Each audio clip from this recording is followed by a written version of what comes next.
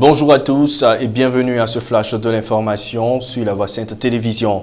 Débutons par une information santé. La campagne nationale pour la lutte contre les maladies tropicales négligées, notamment la filariose lymphatique ou éléphantiasis, l'onchocercose et les géohelminthias à chimiothérapie préventive qui sévissent actuellement débutera ce vendredi 23 mars à Divo dans 74 des 83 districts en Côte d'Ivoire. Cette campagne se fait avec l'appui du ministère de la Santé et de l'Hygiène publique et de l'Agence des États-Unis pour le développement international USAID. La distribution massive de médicaments s'effectuera dans les écoles ainsi que dans des communautés dans 57 districts sanitaires.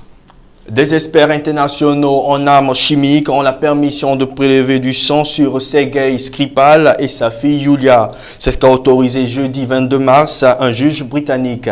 Le juge Williams, en effet, a estimé qu'il était respectueux de la loi d'autoriser ces prélèvements qui doivent permettre aux experts de mener leurs propres analyses sur la substance utilisée lors de l'empoisonnement d'un agent innervant de la famille Novichok, selon le gouvernement britannique. En Syrie, des centaines de combattants rebelles et des civils ont commencé à quitter la route orientale ce jeudi 22 mars 2018.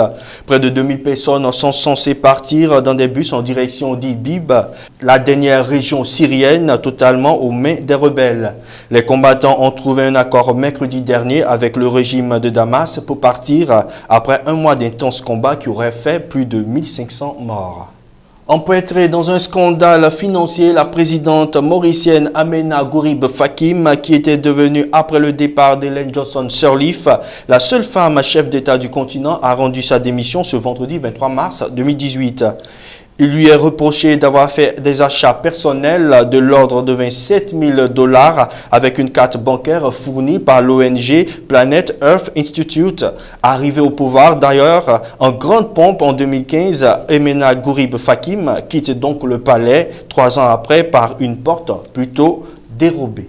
Ouvrons à présent le volet sport. La Fédération ivoirienne de taekwondo, en abrégé FITKD, entame à partir de ce samedi une série de renforcements de capacité des coachs, des maîtres de salle, de nouveaux et anciens arbitres nationaux et internationaux sur les règles en vigueur. La première vague sera celle concernant la Ligue du district d'Abidjan et de la région du Sud Comoé, à savoir les localités d'Abengourou, d'Agboville et de Grand-Bassam. Les villes de Yamoussoukro, Bouaké, Daloa, Korogo, Boundiali prendront le relais à Yamoussoukro les 5 et 6 mai 2018.